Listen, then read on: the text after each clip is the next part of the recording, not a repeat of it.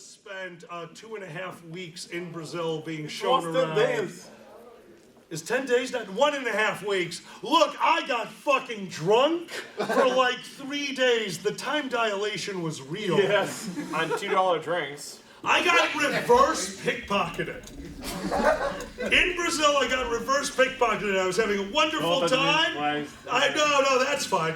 I was having a wonderful time, and somebody slipped something into my pocket, and as I was hugging them, and then I had a wonderful night. It was a good time. It was a good time. Yeah. It was a lot of weed. A lot of weed. Do you know about Chairman Fingers?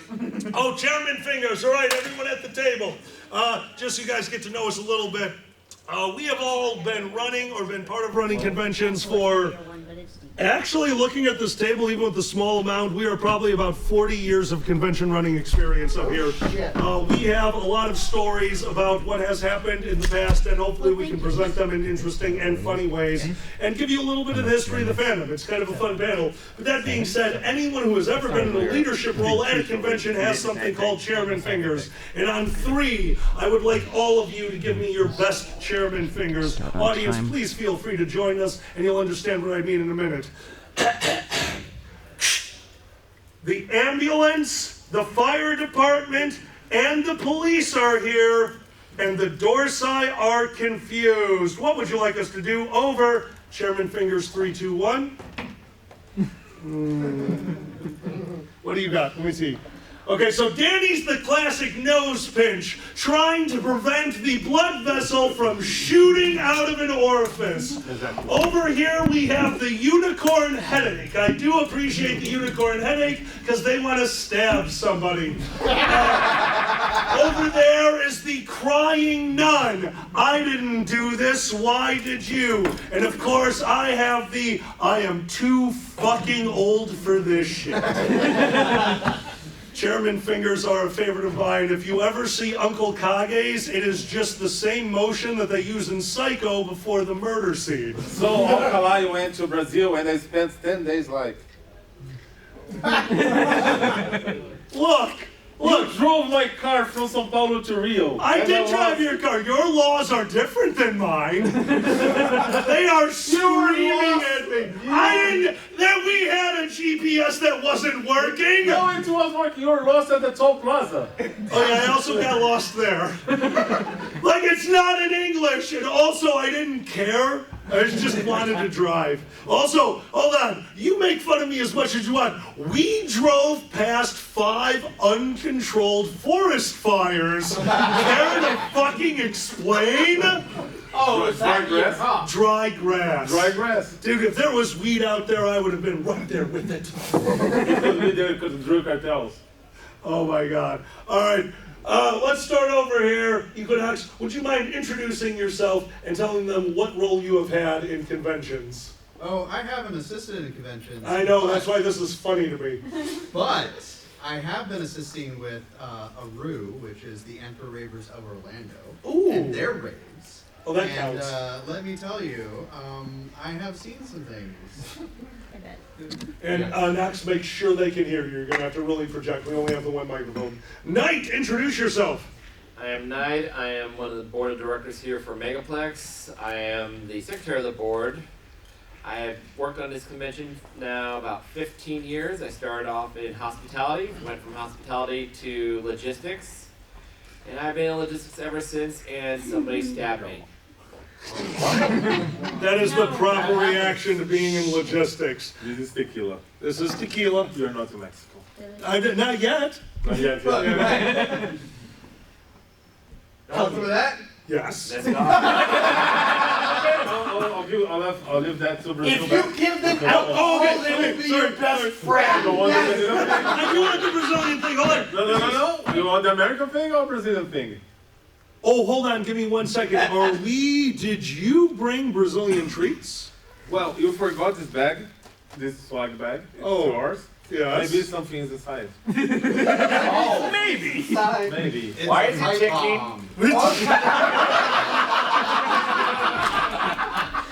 All right. So the first time I went through Brazilian immigration, It was funny. She didn't call him. she had a look on her face. she was having a good day. So when she asked, what is your reason for visiting the country? And I just shot back, cachaça. Oh, the national drink of Brazil. It is a very good alcoholic drink. She smiled, stamped my passport, and sent me through. True story. True story. Oh, what have you done? Which one? Oh, Hold on, shit. hold on. This could be one of two things. Cross your fingers. Shampoo. Yeah. We have shampoo. Okay. All right. Hey, camera guy. Are you on yet? Yes. Okay. So, totally cut this part out.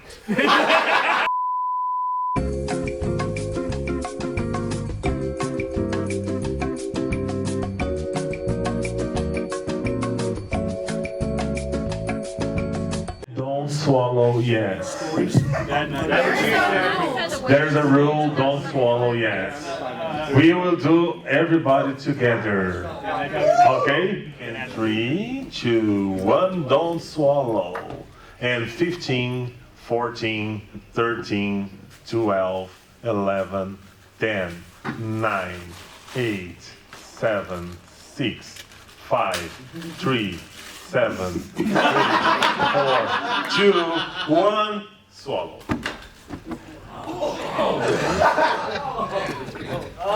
Wait for it! It's good!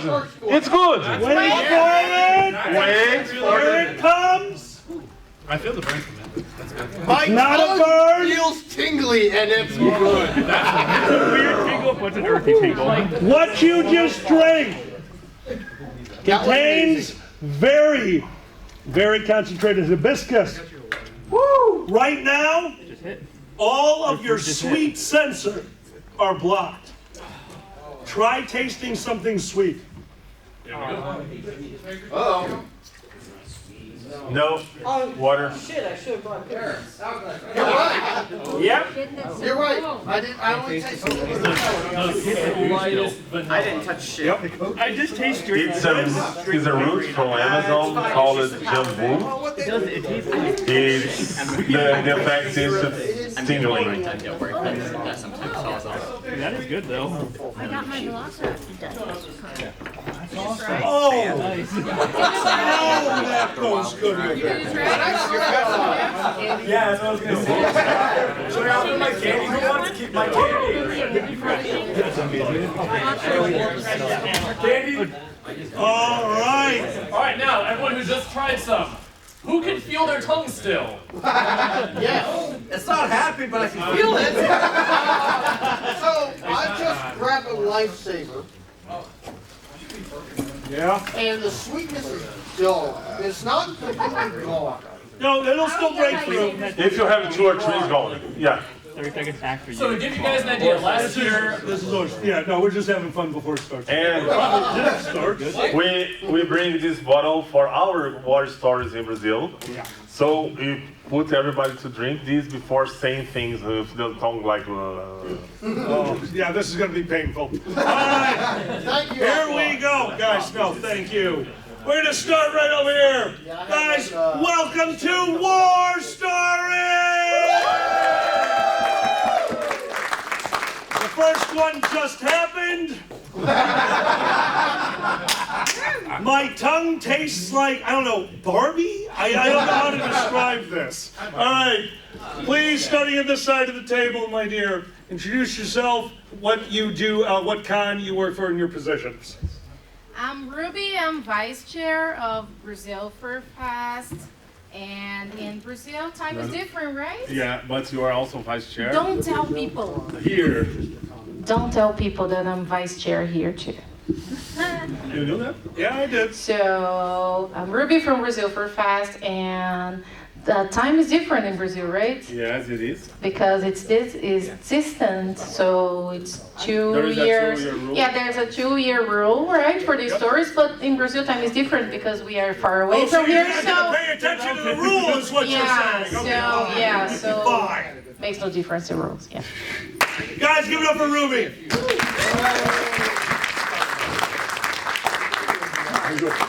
Yep. Oh, everything is rough right now. Danny, go! Well, I'm Danny. I'm chairman of Brazil Fur Fest, and we survived with Alcalá in Brazil for 10 days. Twice actually. We went to Rio twice. We took Alcalá to Rio, and he survived. Yes. You guys let me go out unsupervised. That's on you. Fur, introduce yourself. Hi, I'm Fur. I caused problems, and for a short while, I was on the board of directors for MegaCon, the largest largest fan convention in the United States. Yeah! All right, my apologies. I hadn't gotten your name. Please introduce yourself. What you do? My name is Ryan. I go by Weld. I was head of adult activities for BronyCon, lead for vending of BabsCon. I was also the chair of Sequestria Fest for 4 months before the convention burned down to the ground. Not something you should admit. Carry on. Literally and physically.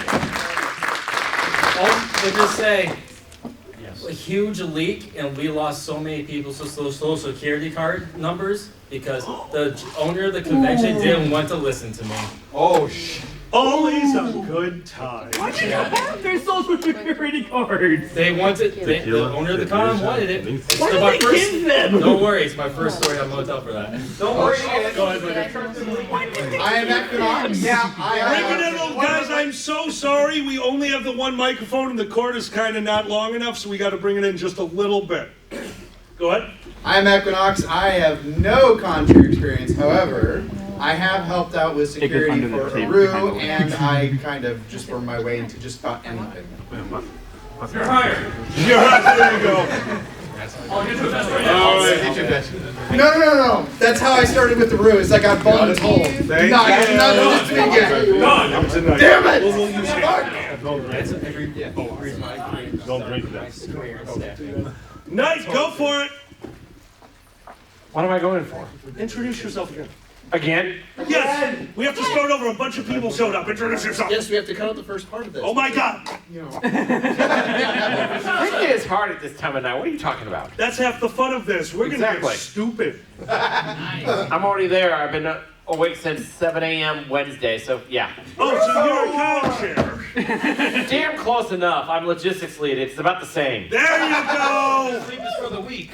But yes, again, I'm Knight Panther. I am the secretary of the board for the Thank you, Danny. Florida United Furry Fandom. I am also the logistics lead for Megaplex. I have been doing this role for about 15 years. Give it up for Knight. My name is Alcalá. I was con-chairman of First Squared for 7 years. I've been on director of finance at multiple conventions I hold weird board positions, and hopefully you turn the volume all the way down. Today we're going to tell you some stories about what's happened in the background of the fur community, because up here is years and years of experience, and what is experience but applied stories? A lot of us have been through some interesting times in the fandom. Some of us being part of the fandom from earlier than 2000, which is so depressing. I can't throw this microphone at you, so today you will survive. Congratulations on your victory. Water bottles, not alcohol. Water bottle! I would I never fish piss in this, and I didn't ask them their kinks yet. All right. So tonight we would like to tell you about some of the things that happen behind the scene at conventions, and we're going to start over here with Danny.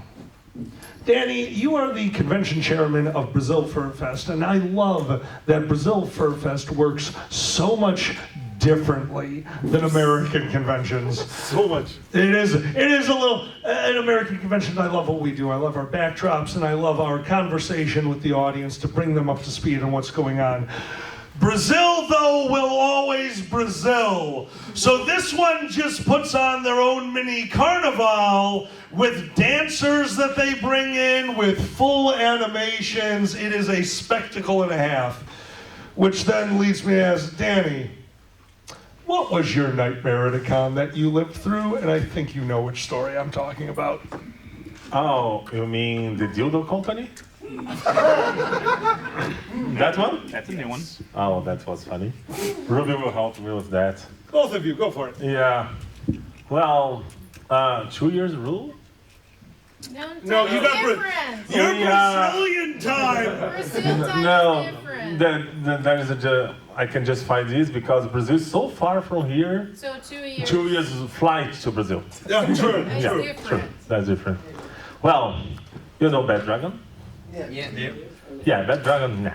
We have a Brazilian company that does the same from that Bad Dragon called Red Panda.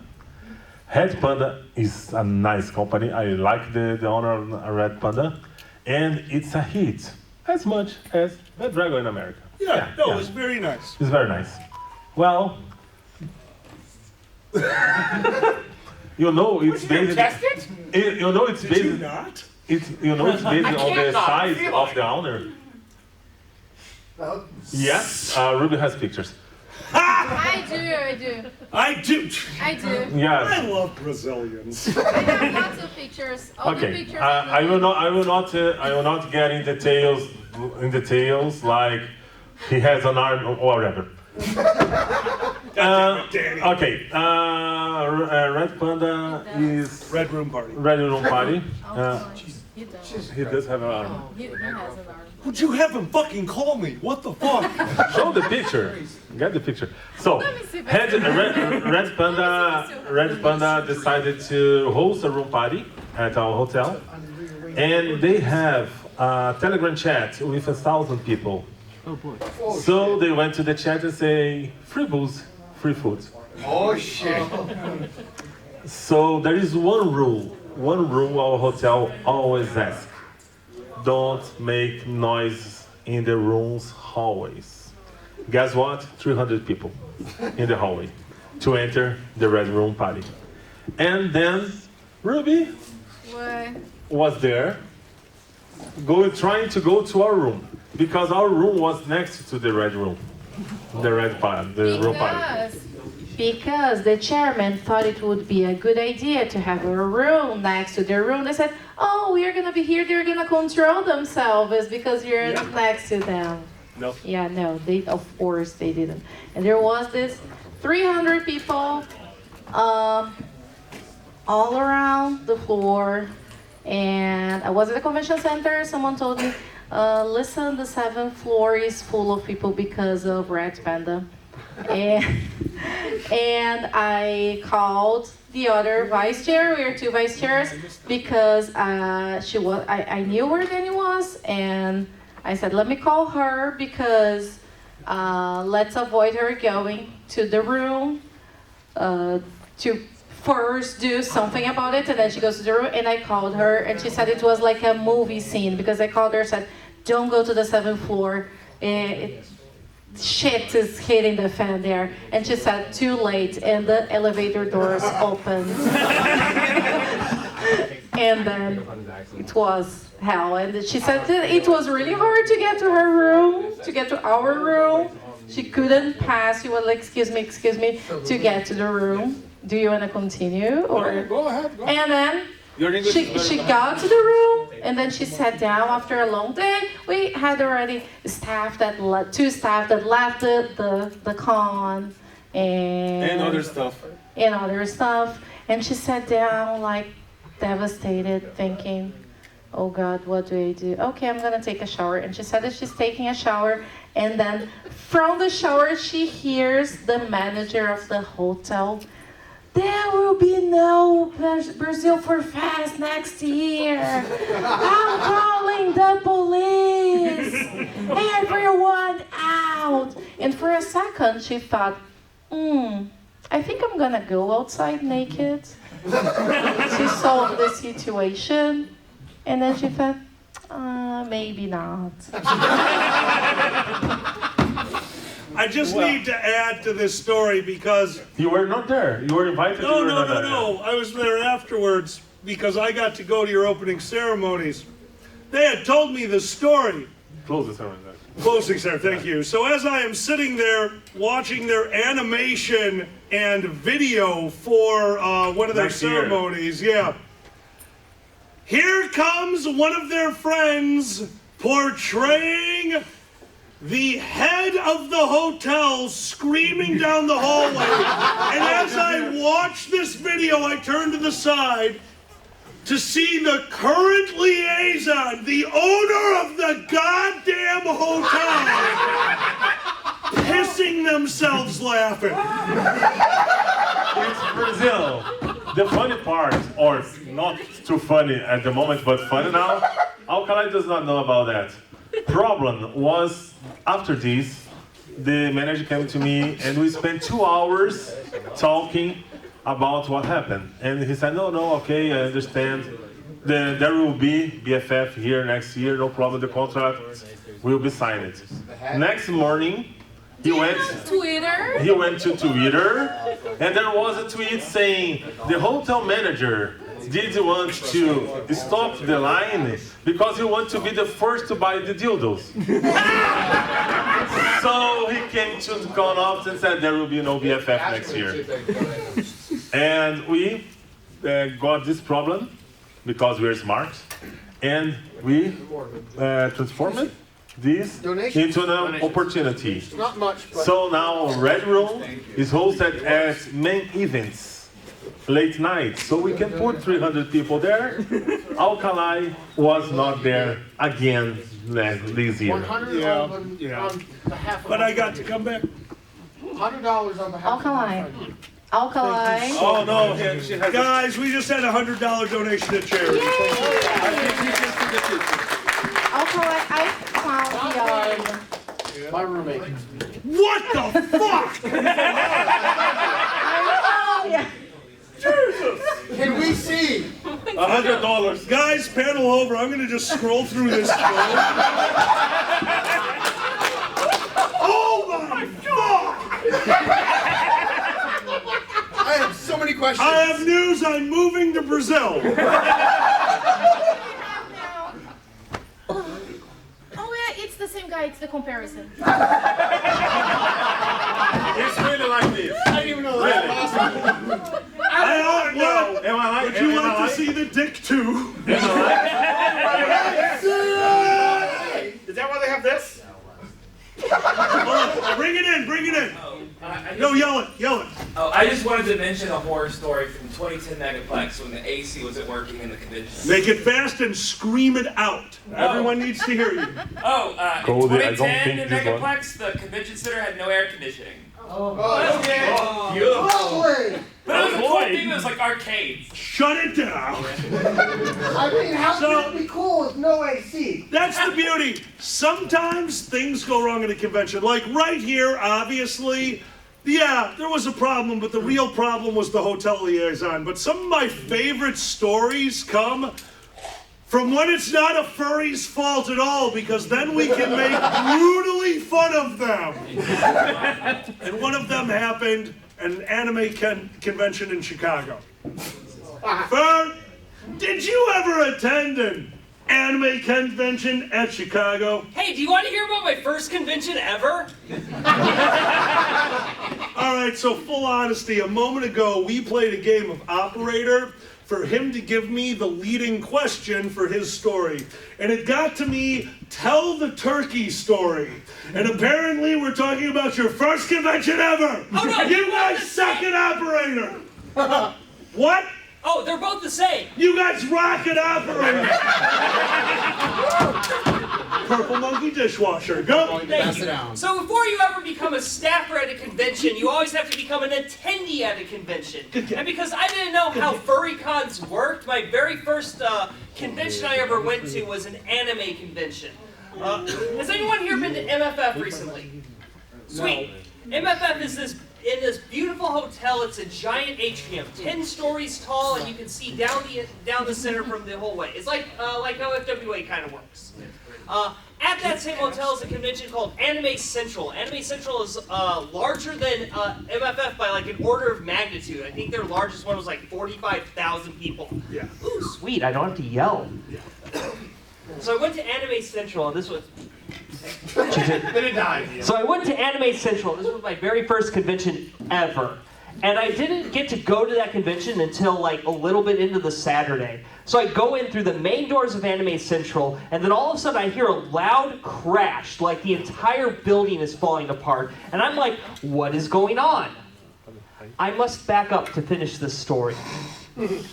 So anime cons are usually a lot younger of a demographic than furry cons. There's a lot of young high school kids, especially young high school kids that might be their first time away from home for any like amount of time. It's like the equivalent of like going to camp nowadays. It's like the parents send the kids off to the anime con, you know, with their friends in a hotel room. Some parents are a little bit overprotective of their children.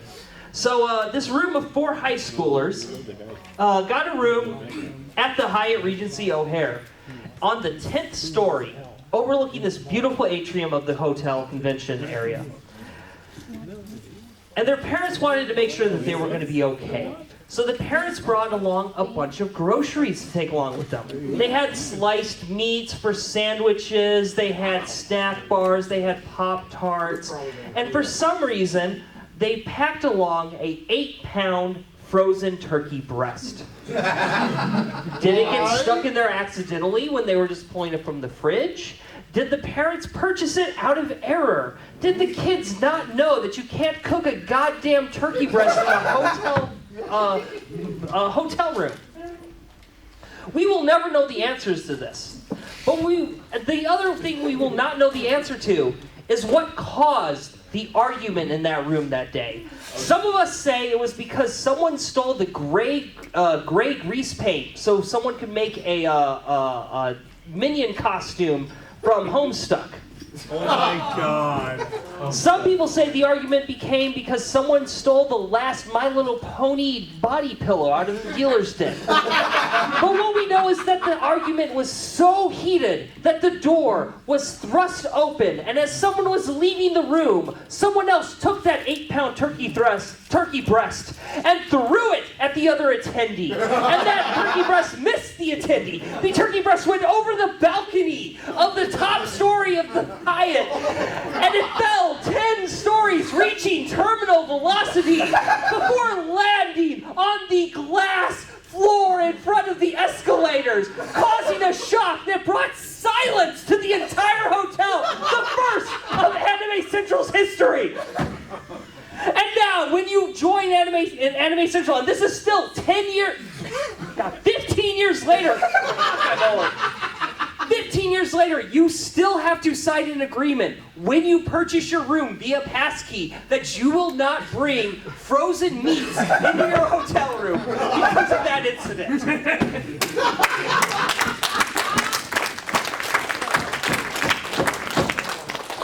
Oh, thank you, honey. My friend Knight. Uh-oh. This one's going to be yours. Shit.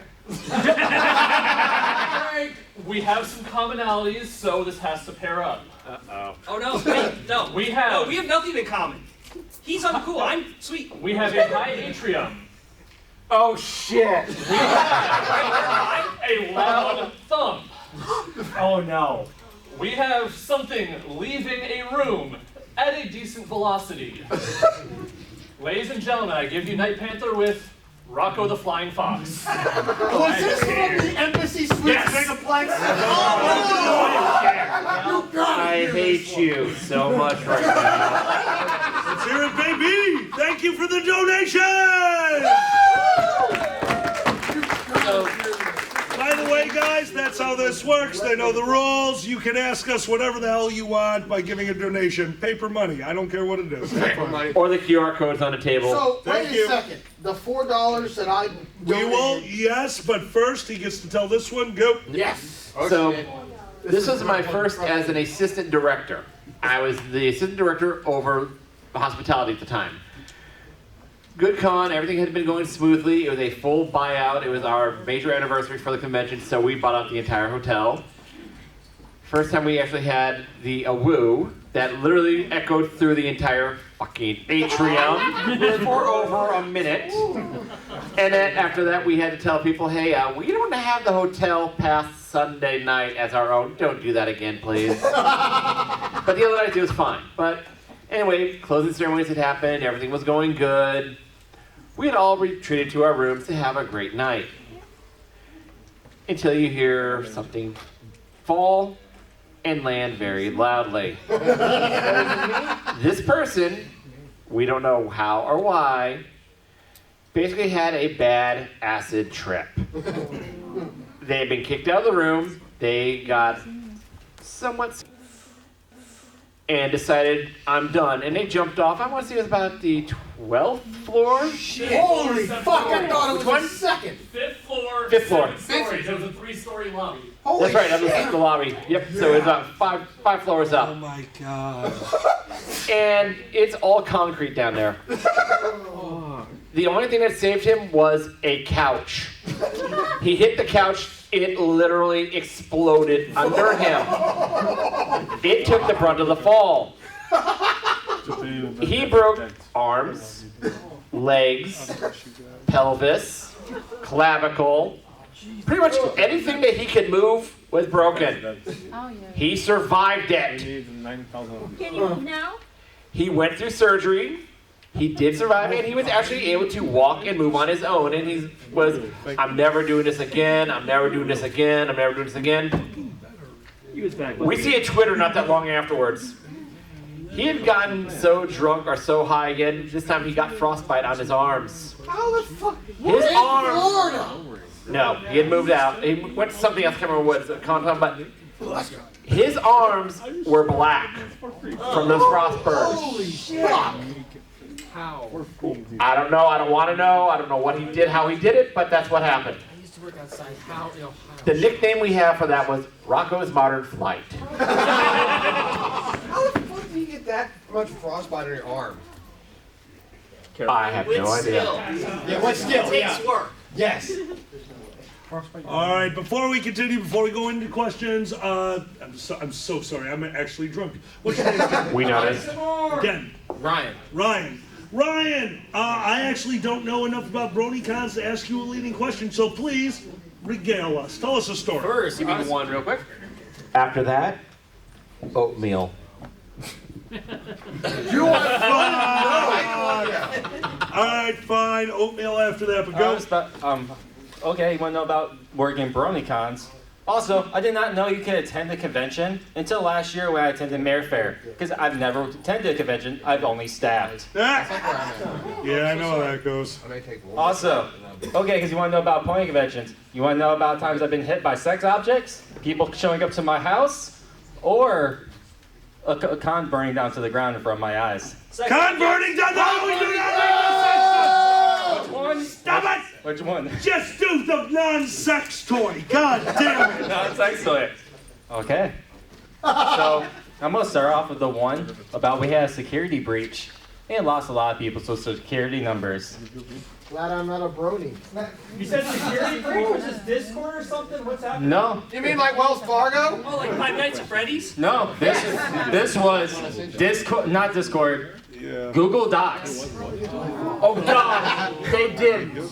So, I started Sequestria Fest when BronyCon announced its final year. I was approached by the owner of the convention saying, hey, you worked for the adult events at BronyCon since 2014. You want to be our head of events? I said, sure, why not? I got nothing better to do. So, Sequestria Fest is going. I get in the fight with the head of videography. He got to the point where he was harassing me for months and months. She would show up to my house, send people to my house. Eventually, I got a restraining order against him. Yeah. So what does he do? Our lovely owner of our convention was told by me, multiple other people, hey, anyone can see our Google Documents account. Somebody goes and tells the guy. Next thing you notice, it's all over the internet. You can find everybody's social security number, everybody's address, everybody's personal information. My After Dark account? Trust me, I wish it was that easy. I thought that was your TAM account. What? To this day, because of this event with Sequestria event, I have an IP ban from Twitter. Is that a bad thing? I mean... Yes, it's a bad thing. I went off on him. Christ. I quit staffing conventions to that point until BabsCon, a brony convention in San Francisco, begged me to come back as their head of vendor relations.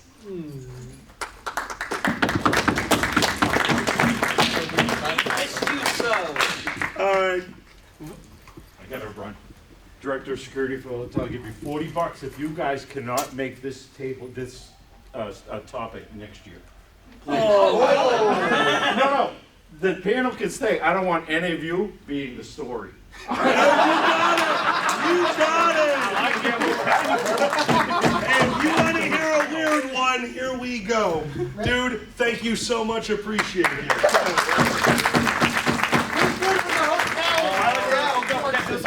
No. Genuinely, guys, do you realize what just happened? That was the hotel donating to us to make sure that we're cool and kind of clean the room. That was the actual hotel. Yeah, he's kind of badass. That was so cool. Right. That was cool. That was, yeah.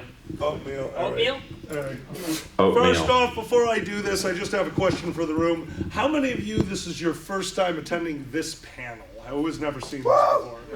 Okay, So, wait, who doesn't know who I am? Who's never heard my bullshit before? Calm war stories. Oh, Fuck. Oh, here, you say it again? Who are you? Tell the car story. Hey. Who am I? Who's on first? All right. Many years ago, I was invited to be the Director of Hospitality at Midwest Fur Fest. Director of Hospitality is their convention suite. Convention suite at the time for MFF was a wonderful idea for, we wanted to make sure that you guys actually drank some goddamn water for 5 fucking minutes! God, vodka is not water! Fuckers! Okay. Water's in beer, right? So, one of the problems with the department was that for years, we had to get pellets and pellets of delivery of canned soda. And that's annoying. So the year I came in to help them, the first thing they told me is, don't worry, Alkali, we got you. We are going to go and get you a 6-spigot soda fountain. You will be able to attach things to it and forget about it. We're done. And I collapsed to my knees and cried because they had kicked me in the balls about something else, but don't worry about that. That's a different story, and I highly enjoyed it. So, always a good thing. So, at this point, I show up to the con, and I am introduced to my new soda machine. I'm going to call it Bastard. Because they did not buy me the picturesque 6-spigot soda machine. No. Nay. They went on to eBay and found a deal. It was a great deal. This deal was a 16-spigot used soda machine glued to the top of a metal filing cabinet with wheels. That also means I have 16 spigots to fill, so I got 16 different bags of soda syrup, and it was fun. At the time of the event, we found out a whole new problem because this soda machine did not have the ability to intake water from any kind of known valve. We tried super glue, but the FDA got on our ass. Well, it's okay though, because you know, we have sterile buckets. So fuck pallets of soda, I have a 5-gallon bucket that I get to wash with alcohol once a day. And like Homer Simpson, one for you, one for me. We filled this bucket multiple times and enjoyed our soda machine, and it did lessen the workload. What it also did was meant that we had to change these bags of soda, these leaky, horrible bags of soda. My entire department was tarred and feathered because you wear fursuits and they shed. All of us were fursuiters by the end of that. So I am miserable, but we are getting close to done. At this point, I am doing the last thing. I have a child, 7-year-old, who has walked up to the soda machine and went to get a refreshing, nice Mountain Dew, code red variety. And as he puts his cup up to his libation and it starts spurting out pure red syrup. I tell them, wait a moment. I can re-prime the machine, and this little titan of industry continues to fill his red Solo cup with liquid lightsabers. Lifesavers. A Jedi he was not. And as he fills the cup, waiting for me to re-prime the machine, or lack thereof, goes, he's going to be president someday. We're done. It's over. That moment that every staffer loves. You get to hang out with your friends. Back of house, behind MFF's hospitality, I got to hang out with Takaza and Woody, the director of finance for MFF, and the late, great Takaza, one of their ex-con chairs. And as we sat back there, we got to do our favorite game. Who's fucking around on the radios today? Because this was the second year MFF had radios, and any convention that has ever used a radio learns very quickly. You either follow the FDA law, FDA, nope. FCC. Thank you. Or everyone laughs all the time. We chose the latter of those two. So the entire time MFF is going on, into our earpieces, you're hearing things like, we're going to need more water in the lounge. What do you need more water for? To water the attendees. You sure you don't need it for ducks? What kind of ducks? DuckTales! Woo! This has been going on for 2 days. At this point of night, the conversation is along the lines of, DuckTales! Woo! Stop it! As we are laughing about the... It is not, I like it. As we are having fun with radio chatter, my friend turns around and knocks a giant bowl of Quaker Oats oatmeal that was for tomorrow's breakfast onto the floor. I'm not going to bed, who the fuck cares? Also, I have a radio. This is Alkali, the oatmeal has been spilled. Takaza's face turns white as a ghost. Woody starts doing that laugh. We have all experienced it. You're not sure if you're laughing or maybe having a stroke. Air is not coming into that body. I'm a comedic genius. Alkali, this is security. Where has the oatmeal been spilled? Everywhere. Oh, it's everywhere. At this point, Woody has regained composure.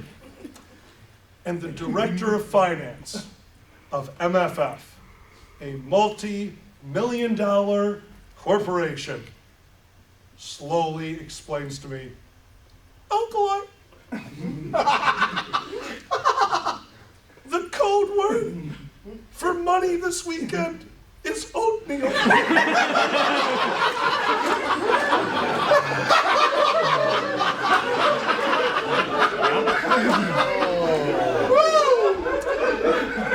I have been the director of charity at 6 different conventions. The coat that I wear is a replica. The original one had 4 hidden pockets. Many of the board of directors and staff at conventions who needed to know knew that at any time I had about $4,000 of charity money on me because I was going from panel to fucking panel raising money for the charity, which means I just told security that the money asshole just spilled the money. Where did I spill it? Everywhere.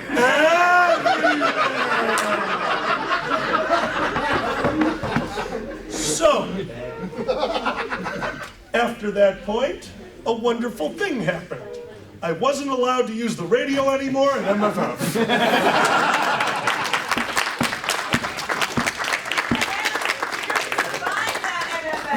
The head of security and I had a long drink, and then another, and then another, and then they forgot my name.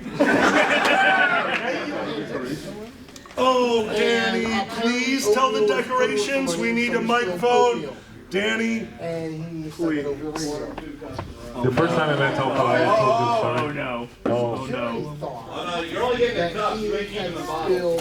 All right, guys, bring it in just a little bit. I love that we're all communicating and drinking and having fun. Oh, shit. You can't have these. These are mine. These are mine. You can't get these anywhere. These are from Cozumel. I know what they are, and I'm so excited. Danny, go. Okay, 2017, second year of BFF, and I made a big mistake. Before doing the big mistake, I was parading with my big fursuit. Some of you know my fursuit has a big butt, big teeth, and I stumbled during the parade and I dislocated my knee. Oh. Yeah, it hurts a lot. I was crying a lot. Ruby was worried, and I got a nice nickname of Wheelchairman because I spent the whole weekend in wheelchair. If it was not enough, I made a big mistake that year. Our team was so little, we were like 8 to 10 people, and I was also responsible for putting the decoration around the hotel. And I made a big mistake, Alkaline. Yeah, you did. I used permanent double layer tape on everything, all around the hotel. But let me say, the decoration was great. It was really beautiful. But after closing ceremony, the Liaison Hotel came to us and said, well, there are chunks of the wall coming with the decoration. And it was like chunks of the wall. And at that time, Brazil for Fest had not much money. Well, we still don't. But at that time it was worse, and we would not have money to pay for the damage. To paint for the whole convention center. Fun. So we start crying again. He started crying again. Betsy starts crying. She went nuts. She came to me and asked, Danny, who is going to pay for the wall? And I told her, Mexico. I love that so much. Yeah, go for it, buddy. And you all wonder why we get a little upset when we see signs, posters, and things posted on walls and doors. Don't fucking do it! I don't feel like spending that money repainting doors and walls because somebody decided to put up a poster with duct tape. Woohoo! I've seen that 3 times this year alone. Holy fuck. It was not me. I used a double. I had to explain to the convention why there was a chunk of paint missing from the elevators. Because you guys are obsessed with the fucking milk mamas. Stop it! Just put them on the table. We can see them on the table. Sure. I'll never forget this as long as I live. There was an incident at a hotel that will remain nameless at a convention that we will definitely not fucking name. But we had to go into the security booth because the hotel had found not a hole in the wall, they found the room through the hole in the wall. Oh, shit. So we went to security cameras, and as we are standing in the room with the hotel liaison, the director of marketing, the director of our contract, and the director of Midwest Marriott. Watching this video, we got to listen to 2 grown men who were definitely not furries watch a very large fursuiter take a fox, throw them up against a wall, and then fall through it. 2 different grown men said hot. And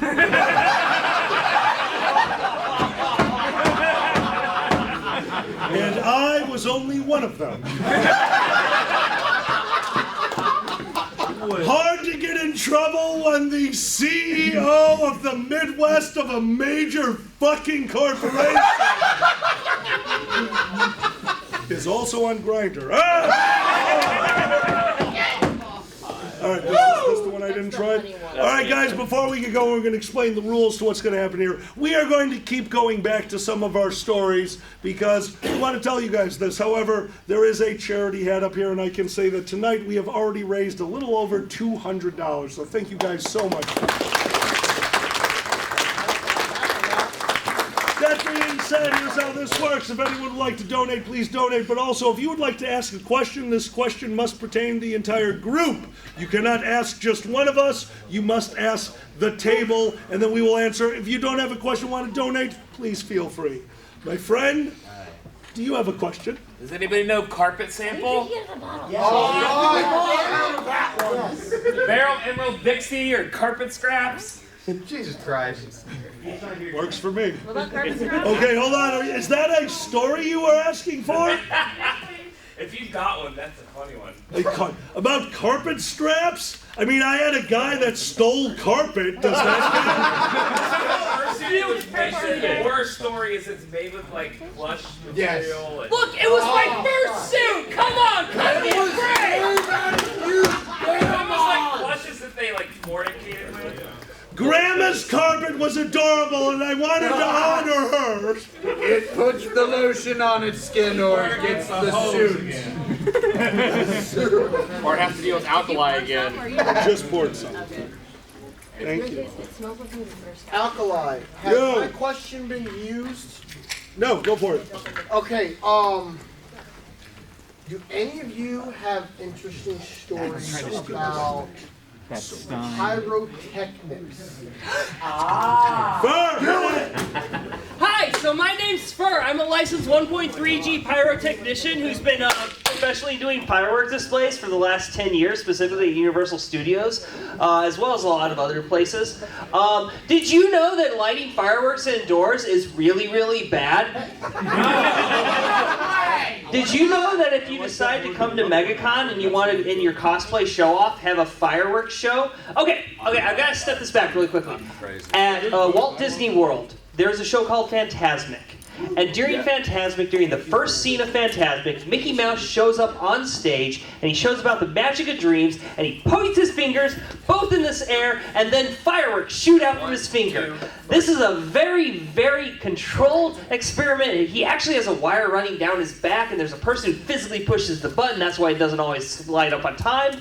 The way you do not do that trick is you time out what you think is 30 seconds worth of fuse before you walk out on stage to show off your homemade Mickey Mouse costume, and then light them, go on, stand there awkwardly, and then when the MC thinks you're done and walks away, you shoot fucking fireworks into his face!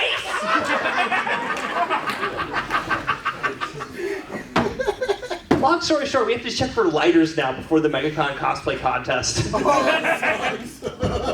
Okay, so I have a story about pyrotechnics. They happen at a convention, unfortunately, but I'm also a special effects technician here in Orlando, Florida. Nice! But, so, this actually happened There's dozens of us, don't worry. So this actually happened at work. This is hilarious because I'm a certified welder. I am not a certified whatever the fancy special tech thing is. 1.3GF classification, come on. I somehow got this job because I applied for it as a joke on Indeed. Nice. So, our company I work for does lights and bubbles. And we also use smoke in our stuff for our special effects. We make the drones that Disney and Universal use. So, I'm at Universal. We're working on the new parade float things. Nobody tells me everything is reverse polarity. So I solder everything. Next thing you notice, I turn it on. I caused $20,000 worth of damage. Woo! It also filled the Universal Parade Float maintenance building with bubbles. That's adorable. This happened on my second day of work. So there was a I still work for the company, and I am now their favorite maintenance guy. I taught myself plumbing in 25 minutes while 10 feet deep in the hole on President's Drive behind Epic Universe. Oh my gosh. That's the Fur. What do you got, Fur? Okay, I gotta take you really back since we're now going into work story shenanigans. Halloween Horror Nights at Universal Studios is a fantastic show, and we have a evening spectacular that's based off of Bill and Ted.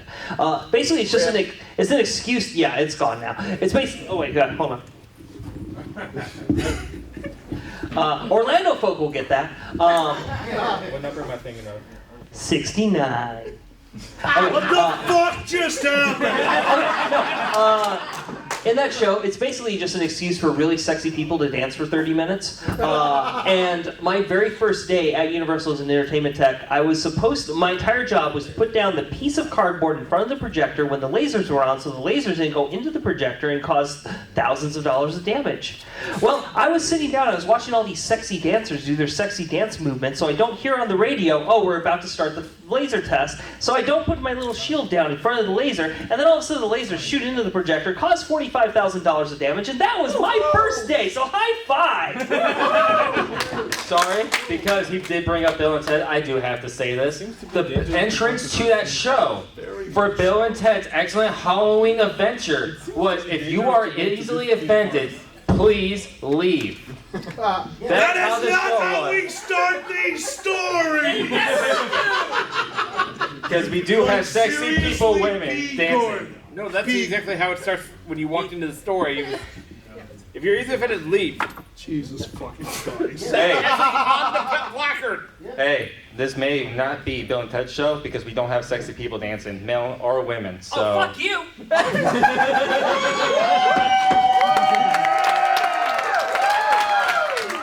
I'll put $40 in the hat for you to put your coat back on. I'm just so happy for humankind. No one ever touches me.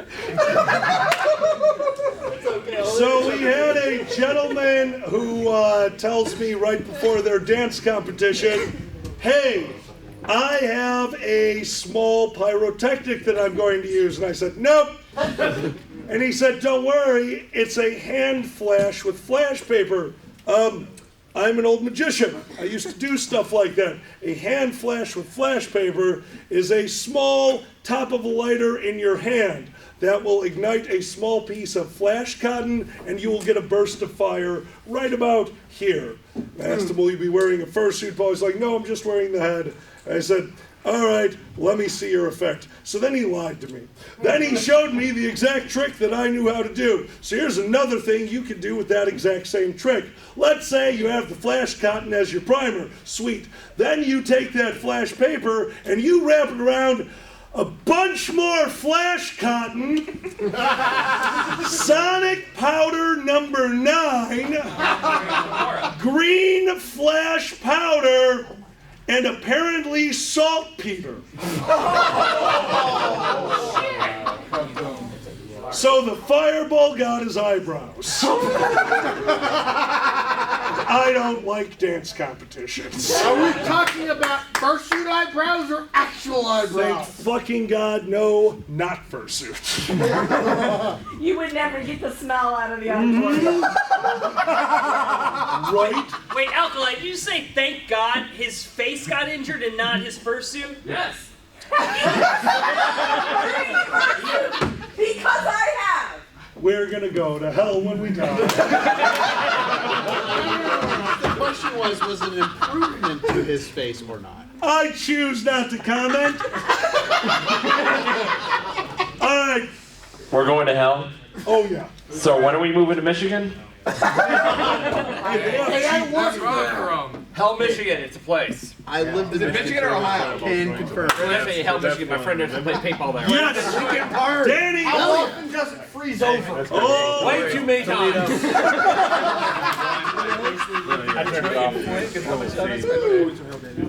So, you're going to hell, Danny. Tell them. Yes. We are. Bring it in a little bit, guys. Sorry, it's just volume and echo in here. Danny, go. Well, in Brazil we have this same panel, war stories.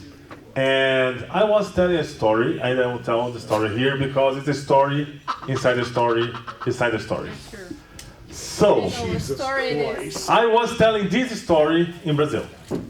So, we had church auction. You like church auction? Love the church auction. Fox Amor, you know Fox Amor? The singer? Yes. Singer? Yes. He was our guest of honor that year. It was his 40th birthday like 2 days ago. Yeah, true. It's right.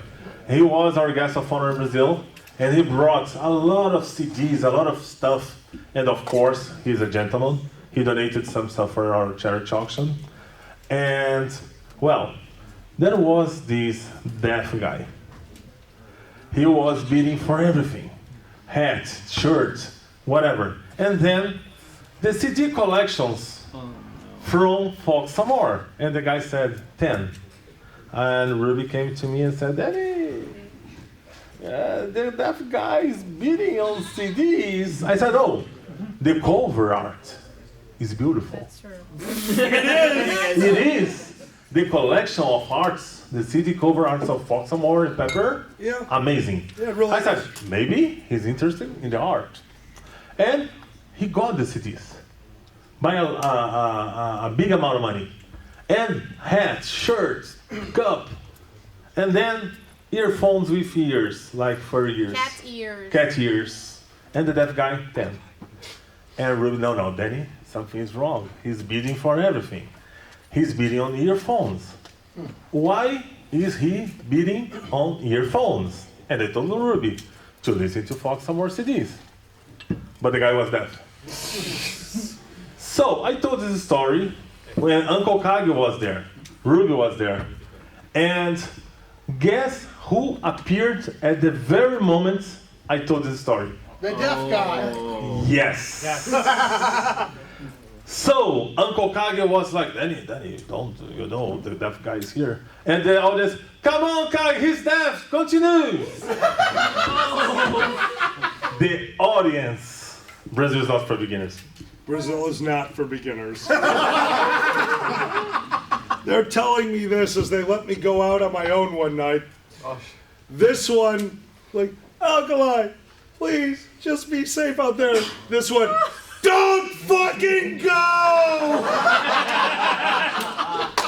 I had a wonderful night. Can I continue? Damn. Or is it that kind of panel? We need more money if you're going to tell them that story. Should Ruby continue because she's horrified until now? One more fucking time. If we're telling that story, that's more money. More money? You know I Like 100? That's your how much? my friend. 100? Are you really going to tell I'm that? not. No, Ruby will. Ruby, it's your story. It's your story. I got that. But do what 20. story? 20 is enough. What story? Make sure you have enough money. No. No! Yes. Yes. No, I'm not telling that. No, not that story. Not that one? Okay, Jesus okay. Christ, guys. Not that one? Yes, sir. Hey, we have No. another donation from this table. Not from me. Sorry. Thank you for being rich, specifically this table. It's time for the I know! Oh no, I'm the fucking poor one. Alkali is red. He's blushing. Alkali is blushing. I live in Ocala. He's blushing. He's really blushing. No. No. It's too much for Brazil. It's too much. All right, so, but we were scared. I know you were. I fucking know you were. So I decided to go out alone in Brazil. And I have fun. I truly enjoy just walking down the beach. I got to sit out there for a while. At 3 a.m. At 3 a.m. alone on the beach. Shut up. Without speaking Portuguese. I spoke a bit of Portuguese. I knew filha da puta. Son of a bitch. Okay, thank you. I knew filha da puta. Obrigado. Thank you. And how do you say suck my dick? I definitely knew that at the time. So I learned a bunch of Brazilian phrases, but the big trick we had was they let me know that since I became a fan of the Sao Paulo soccer team, Santos. Santos, thank you, Santos. One of the rivals. Right, yeah, that's why I like them too. They are the rivals. That's why they're fun. They're murderous. So I became a fan of the soccer team that they sent me, that they took me to, and I bought one of their jerseys, and I put my name on the back, and I thought it was super cool. And they're like, "Oh, you don't look like a tourist anymore. You just look like you're a slut." So I started realizing that if I knew enough Portuguese while sitting on the beaches of Brazil, that the drug dealers wouldn't bother me. Because I found out one thing about Rio and Brazil. Rio and Brazil, there is military police there. My first thought is, I do not want to mess around at all. And then I understood how it worked. They have one job. It is a line right here. And you can go all the way up to that line. They'll still let you pet their horse. I definitely drunkenly pet a horse while people with AK-47s were standing behind me. They were cool with that. But if you cross that line, you're getting tackled. And as much as I am into that, that didn't seem fun that night. So then I watched, what time is it? Oh, good for me.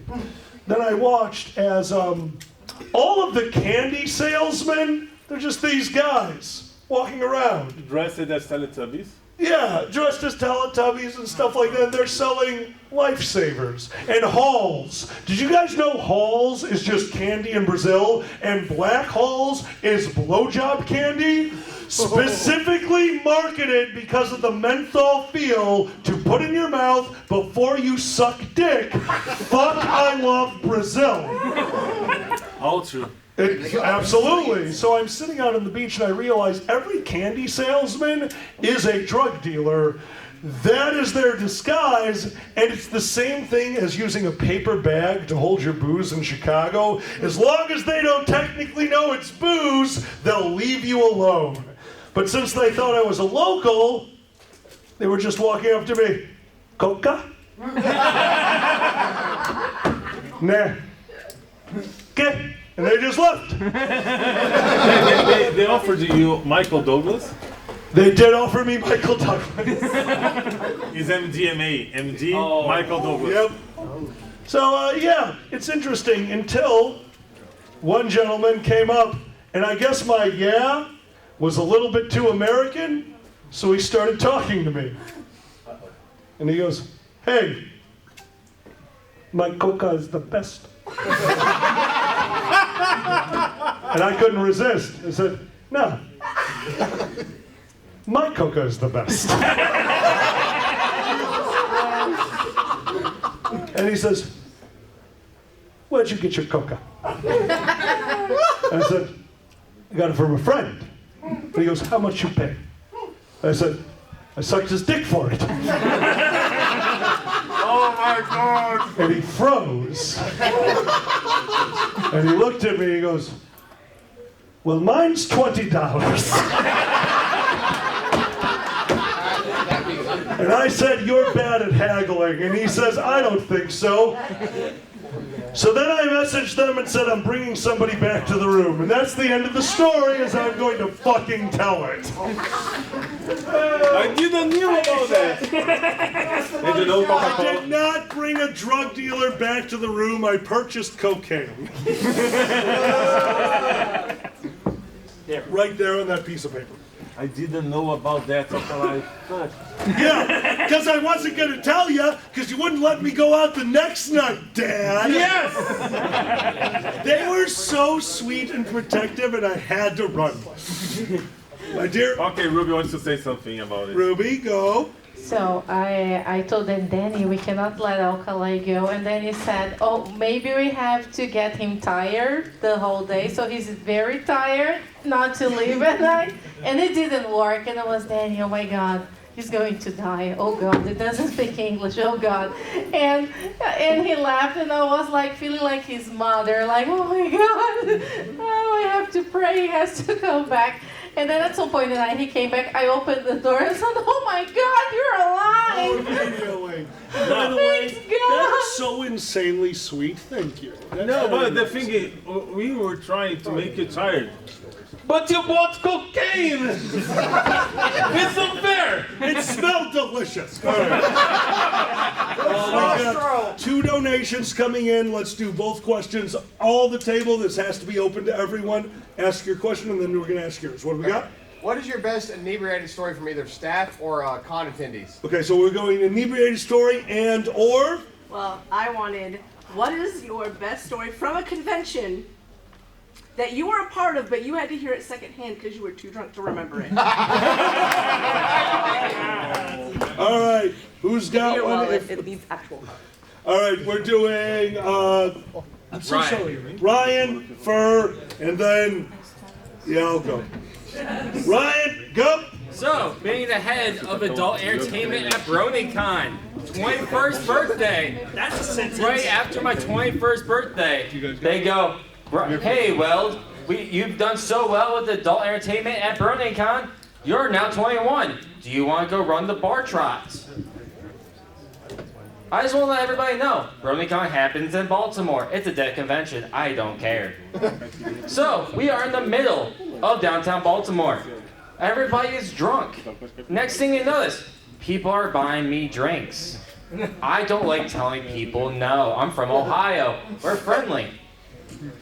Next thing I notice, I'm trying to bring back 60 drunk bronies to the Baltimore Convention Center, because that's where the convention ended. Yes, we have one. Okay. Precedingly, who's been to Baltimore here? Raise your hand. Okay. Okay, so you know. Stuck in traffic for 5 hours. So you know when you need to go to where the Baltimore Convention Center is from downtown, you take a boat. Let's just say half the bronies I was with ended up in the pier of the Baltimore water because none of us made it on the boat. Best inebriated story. And the next day, I woke up in a dresser drawer of my hotel room in the A Hilton. dresser drawer. Yes. How fucking big was it? Let's just say I can fit in there comfortably. That's a big fucking drawer. I am pretty small. Ruby has one, a good one. I am 5'4". How about right? Oh, yeah, I got you. I'm sorry. All right, we've got the. Did you have one or no? We have 2. All right, we've got Brazil. Oh, do you have one? No. Okay, we got Brazil coming in here, and then we got you for 1 second. Brazil, come on. There we go. I was not as drunk as Alcalá because he had 50 caipirinhas in a weekend. 52. Because, you know, caipirinha is a drink made of these with limes. It's a cup like this and costs $2 in Brazil. So, yeah, he brought $100. So, okay, I had some caipirinhas, and I was at my room, and people told me this story, but I don't remember. I was told after this at my room on Telegram chat. It's a kind of my radio because I don't use radio. Oh, Danny, did you know about the ambulance? I said, okay, ambulance. Normal for a furry convention? Normal. In Brazil, ambulance is for free. We can call them all the time. So, no, I don't know about the ambulance, what happened. Some drunkard, some alkali, some kage, what happened? No, it was an attendee. The hotel called the ambulance, and they just reported us. One attendee had a problem at the room, and it was moved in an ambulance to hospital. Said, okay, what was the problem? His cup was empty. Remember Red Panda? Oh. The guy seems to have bought one of the big ones. Oh, no. The report from hotel was bleeding genitals. And then I got the chairman fingers. And I was so happy I was drunk when it happened because I would be really mad at that indeed. And Ruby has one. Ruby, you know which one? The drunk attendee. Yes! No, don't say names. Don't say names. Yeah, no names. Yeah, a guest. A guest. A guest is fine. Wait, what story? Your story. This year. But how can I not say the name? You cannot say the name. I cannot say the name. I cannot say the name. Bob is good. Bob. Bob is good. Bob was a guest. Are you sure? Peer pressure. Okay, how can I say skip it? Yeah. He's drunk enough to say skip it. Yeah, no, it's just, no. Let's see with cocaine in Rio. Cocaine in Rio is good enough. Cocaine in Rio is good enough. Good enough. Sorry, I actually thought you were... This is fun because this was when I was technically an attendee of Alkali's convention. Which one? God damn it! So this wasn't necessarily inebriation, but because I fell asleep and passed out in someone else's room, I wasn't aware of what was going on in my room.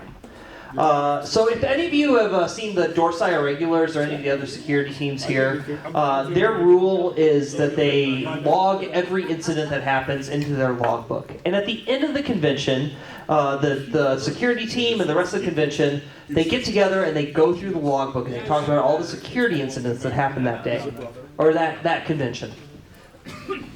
And I was sitting there at that convention, and they mentioned about a pizzeria that the pizzeria ring that they had to stop, and they put it into at our convention.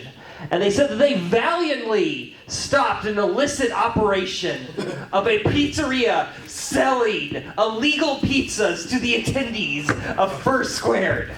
And I look at them, and they mentioned my room number. And I have to act surprised because I was not aware that I was hosting an illicit pizzeria. They said that they had to confiscate professional level equipment. And I look at myself and I think, my roommates are wonderful people. They couldn't have done that in the one night that I had fallen asleep in a friend's room. What could have possibly happened? So I have to backtrack, and I realized that the Dorsai had found a pizzazz pizza oven to reheat pizza in our room. They leave a small terse note that says, "Get rid of it." And apparently that is them signing up and setting up an entire sting to stop this illicit pizzeria that was happening, this valiant effort. And I had to sit there and pretend that I had nothing to do with it. I had no idea what was going on. Were you really pretending if you weren't actually there? Look, the pizza was delicious. The next year, I get an email from the Dorsai before it starts because I decided I was going to have a little bit of fun. I said, you know what? If I'm apparently an illicit pizza operator, I'm going to ham this up. I made flyers that said First Pizza, Route 318. And I started passing it around on Twitter. I posted it, and everyone, and the Dorsai bought this. They said, "Oh, he's gonna have this entire pizza operation at this First Square." Every fucking night, the Dorsai knocked on my door. I'm alone, nothing's going on, and I make sure to answer buck fucking naked every single night. So now, in the First Squared logbook of their security, every night at First Square 16, 26, either one of them, it says, "Fur answered the door, sans clothes, again." Well, it's better than the other fandom pizza story. Yes, it is. I wish. No, we don't need to talk about that. No. We don't talk about that. We're getting to the tail end of this panel, everyone, so there's a few of us in here. The hat is just going to be passed around. We're going to finish this off with two stories because a question was asked. So before we finish, I just want to remind everyone, could I have one of those flyers, please? Thank you. This weekend, we are working with a rescue that is working with dogs of people who are homeless. These are people who spend a majority of the money they make on their animals anytime they are sick. This is specifically to help out those animals and help these guys get back on their feet. It's a worthy cause and a wonderful cause, so as always, if you can give, and if you can't, don't worry about it. Show up to closing ceremonies. There's a lot of you here, and I've seen numbers. I think they're going to cry. Good. That being said, the hat is being passed around, and there is a QR code in the hat. Please feel free to donate. Thank you guys so much. So the question was, being drunk at a con. Yeah, I got drunk at a con. Isn't that your native environment? Fuck off! Do you want more to drink? So this story His sucks. cup is empty. Here, have mine. This story, actually at the time, sucked for me. I got invited onto a panel. The panel was a question and answer panel, kind of like a guest of honor Q&A. What I didn't know, do not question, be nice. What I did not know about this panel is the questions that they were going to be asking were from friends, from people who knew me, from my live journal when I was 16. Jeez. From my Twitter accounts that had been deleted. Oh, that live journal's got to be fucking anxious. From an ex from over 2 decades ago. Oh, Some of you know me, some of you don't. I'm genuinely a more private person. Outside of the convention, there's a lot of what I did before furry I didn't want to hear about. So that night, when I heard the rule that I didn't have to answer his fucking question if I took a shot, that became my best friend. The rest of the story is no longer from my perspective because I blacked out drunk at question number 4. I have never gone back to watch the video, but I have to assume it is the basis for the movie The Ring.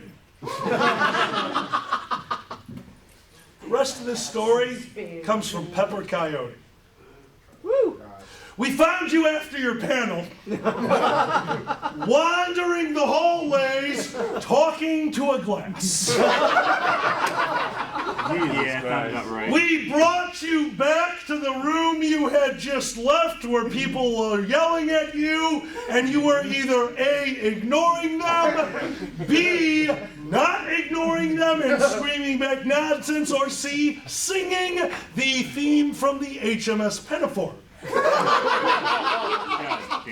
We dragged you back into the room where you had obviously forgotten that you were running a panel called Alkali's Libation Appreciation. A frank talk about the safe use of alcohol.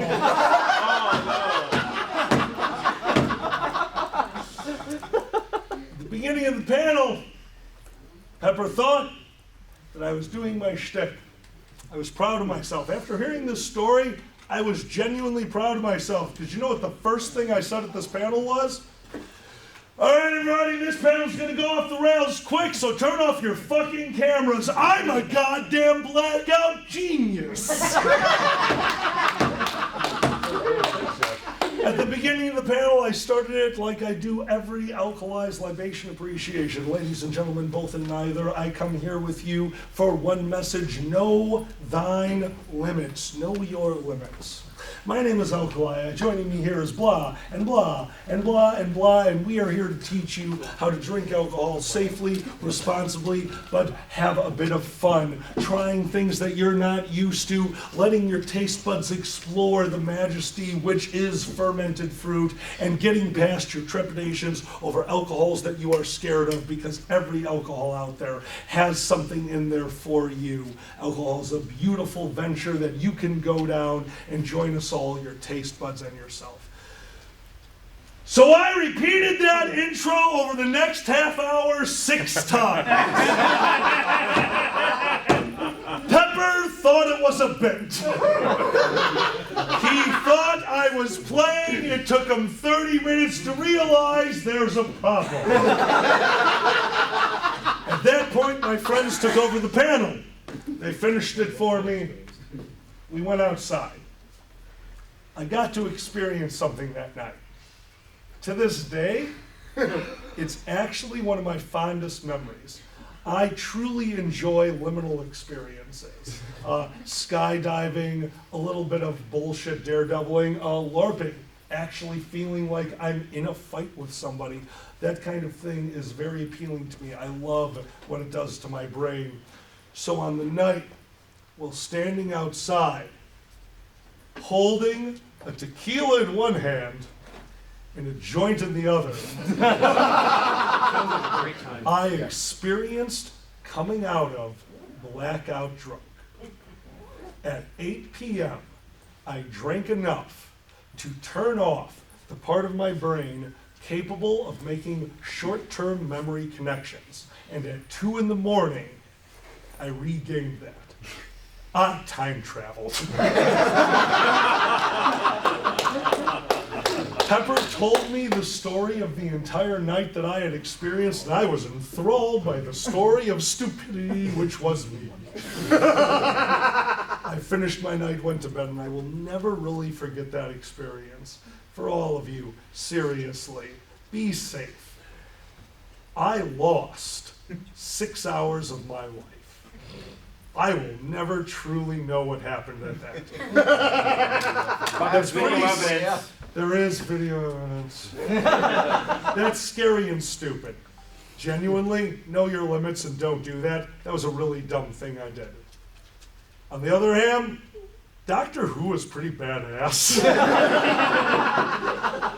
And that's the worst I ever got drunk at a con.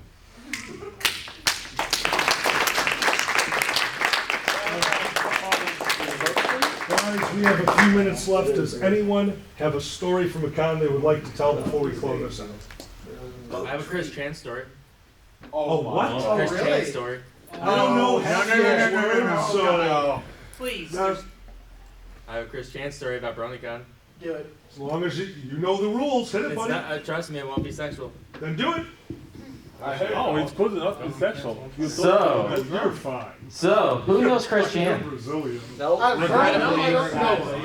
So, I've had the lovely experience arguing with Chris Chan multiple times.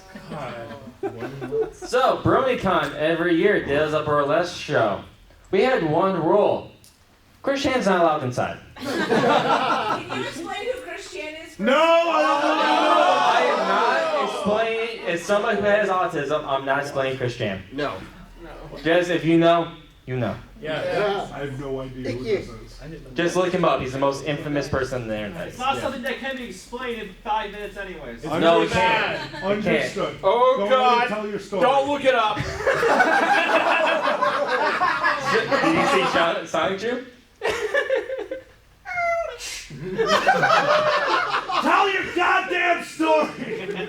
So, every year at BronyCon, we do the burlesque show, where we had people dressing up as the characters from My Little Pony, where they would basically strip tease on stage. Yeah, I saw something. Yay! Yeah. Classic furries. Bunch of fun. So, we had, every year, I had to explain to Chris Chan why he could not come into the room. No joke! He would come back in disguises. Turtle. It's kind of hard not to tell who he is when he has that necklace. I think I'm probably one of the few people who can ever say was ran over by Chris Chan. Because though I stopped him from getting inside. But let's just say, arguing with Chris Chan, you think arguing with a brick wall is hard? Arguing with somebody like Chris Chan is 10 times harder. He would not understand. He would move, come back in disguises, try to run me over, and he would get argumentative and sometimes violent. I thought getting smacked by something that was covered in glitter that Red Panda would sell, and being stuck with the glitter for 2 weeks was painful enough. No. I still have a scar on my chest from when Chris Chan ran me over. Oh my God. So is Red Panda the Brazilian equivalent to Dead Dragon? Yes, it is. Yes. They missed out on that. All right. And cheaper. I did. And cheaper. Again, one more time. Still in the room, who has never been to one of these panels before? All right. All right. Does anyone else have anything else? Because if not, we had one last charity donation. We're running out of time, and somebody paid for Exploding Lake. It's a famous one. To what? Oh, okay. Long time ago, I ran a LARP, live action role playing game. I absolutely love it. If you ever get the opportunity, please go. It's a wonderful Or experience. go to his panel that he explains the stories, and it's really entertaining. Thank you. I appreciate that. It was great. Yeah, it was really good. Well, to experience this LARP, we thought that we would do something that no one in our small community had done before, and that was buy property. We We bought a campsite, Stonehouse Park in DeKalb, Illinois, a historic campsite. How is it historic? There is a house built on this land that was carted for about 150 miles by horse-drawn carriage to build this stone house. And we smoked weed in its cellar non-stop.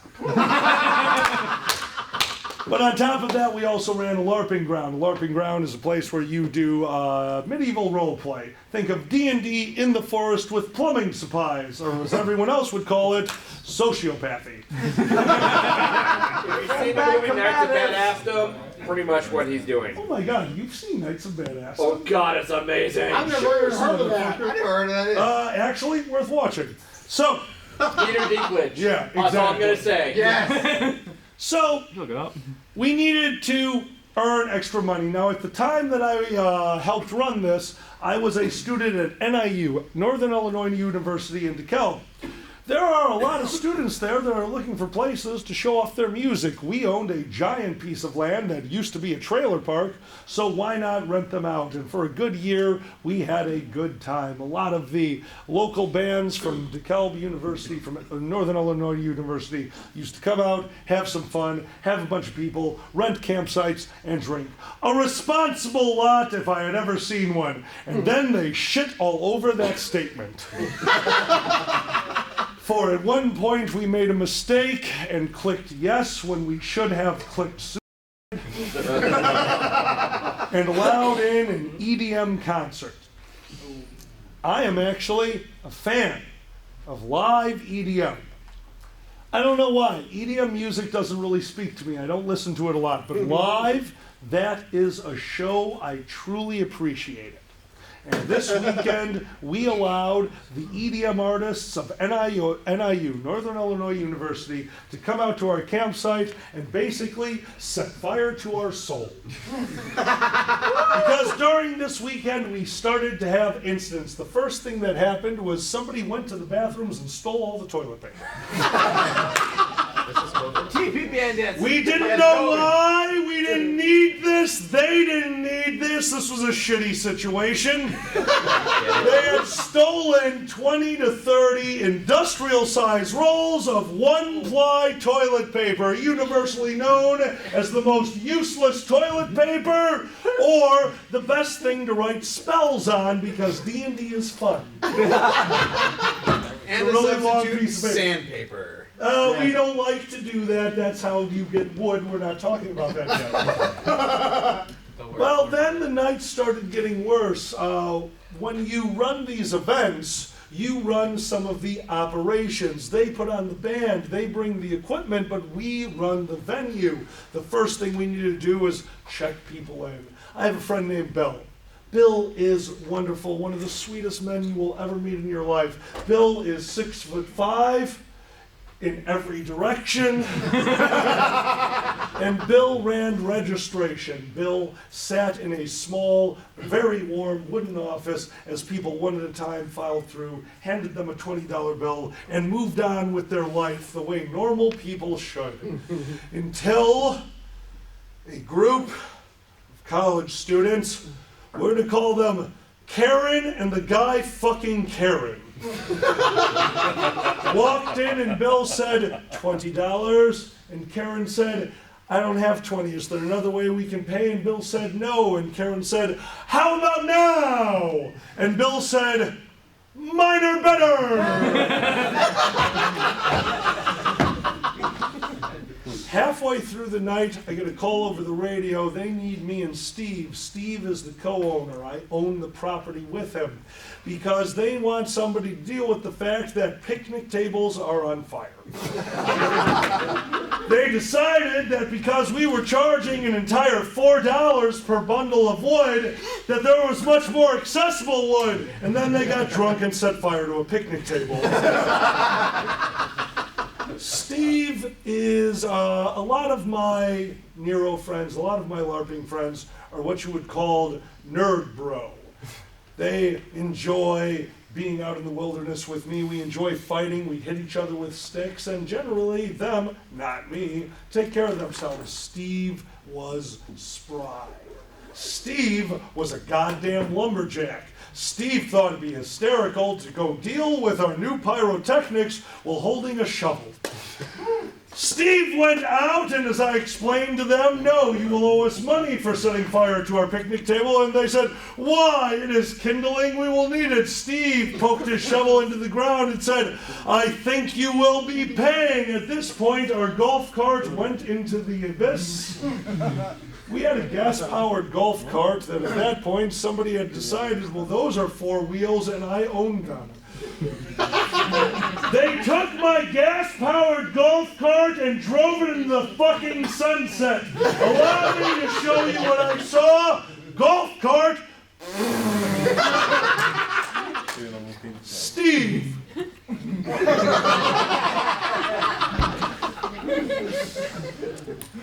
As I go back to operations, I'm pulled off to the side because there's a problem.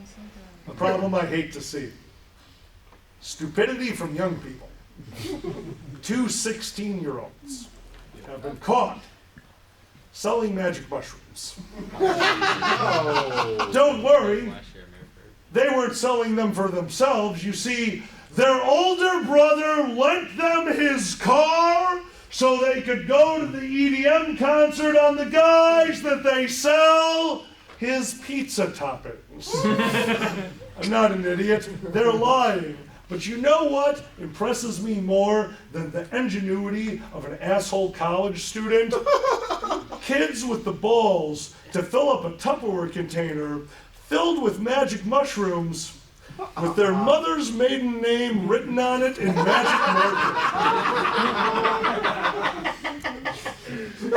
I told the 2 youths they would be staying in their car overnight. We kept their keys. We took their shrooms. And we had a great fucking night. Little incidents. I'm a pyrotechnic, not like fur. See, I did the stupid thing. I found out that all you need to do to become a pyrotechnic in Chicago is help out at any pyrotechnics display for a grand total of, and I quote, 3 hours. So I waited for 4th of July, I blew up a small part of my land, and then I got a license. So for my LARP, I was the pyrotechnic.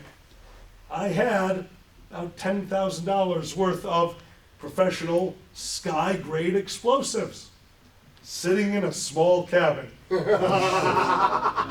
that's okay because the barn has been broken into. Not only have they stolen bolt cutters that they used to cut open a cabin and steal my explosives, they stole a canoe. Because that's a thing you do. Well, it's okay. It's the end of the night. We run conventions. The moment this panel is done, I'm going to head outside and I'm going to relax. I am going to decompress. I'm going to talk with some of you. I'm going to talk with some of my friends. And I'm going to experience the calmness that comes after having a lot of fun. I enjoy this.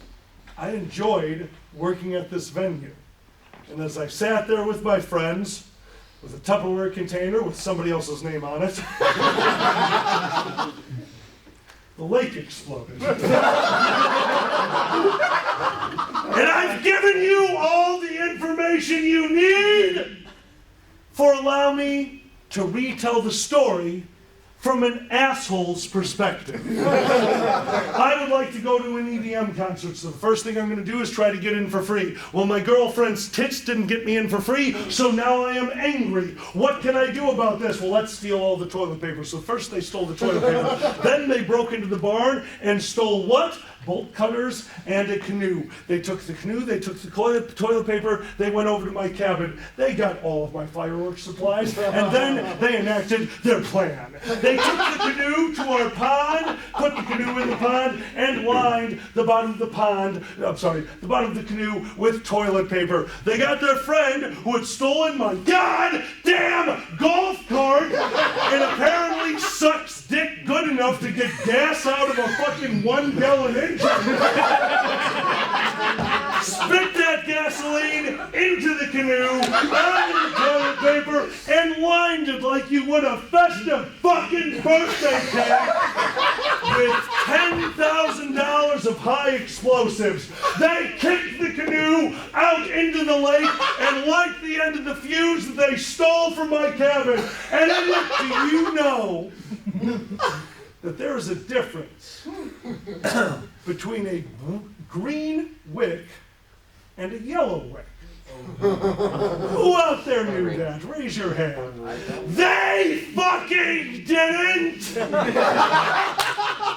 A green wick is a standard wick that you use to light any commercial grade firework. It burns at a consistent speed. It will light your firework after you have gotten away from it. A yellow wick is called a quick burn. Quick burn is used to go hot, fast, and immediate. You use it to ignite all the fireworks. Now, so when they lit their yellow wick, they were still standing on the beach when the lake exploded. We lost Stonehouse Park over a decade ago. But to this day, if you go to that campsite, you'll find a tree. And in that tree, there's a fucking piece of canoe. And if you're ever at a convention and you're thinking, what can I do today? How do I have fun? How do I put my all into the convention? Think about staffing. Think about volunteering. Because at the end of the day, you're going to have a bad time. But I fucking guarantee you, you'll come out of it with a story.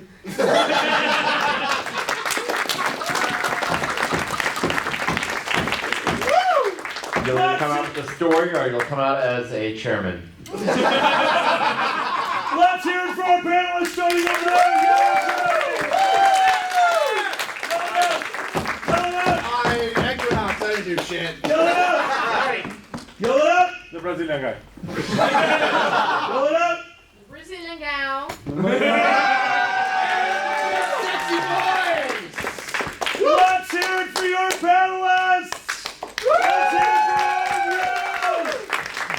Guys, my name is Alpha. Thank you for being here. If you'd like a drink, if you'd like a smoke, I'm about to step outside. You're all invited to join me. Enjoy the convention, and good night. The only story I have so far is... Oh, hey, sorry. A while ago, a person who works for the fucking hotel asked us to keep this room tidy. Could everyone help pick up everything? Let's clean this room and show him that we fucking love him for doing that. Hey, you really grab the fucking tables, appreciate you grab it. all the chairs. Yeah, we'll get them all out of the room. No, don't steal the fucking Why not? I got duct tape to the wall. I'll murder people. That was a more retelling of that story than what was on your CD. They would come in, or they came in. Can you tell my And buddy Sunday the here bus did story? people in the back baby booth thing shut down, and so I've heard seen and I the thing want to shut go down. just hang out. Hanging out doesn't make you quiet my stories. What's going on?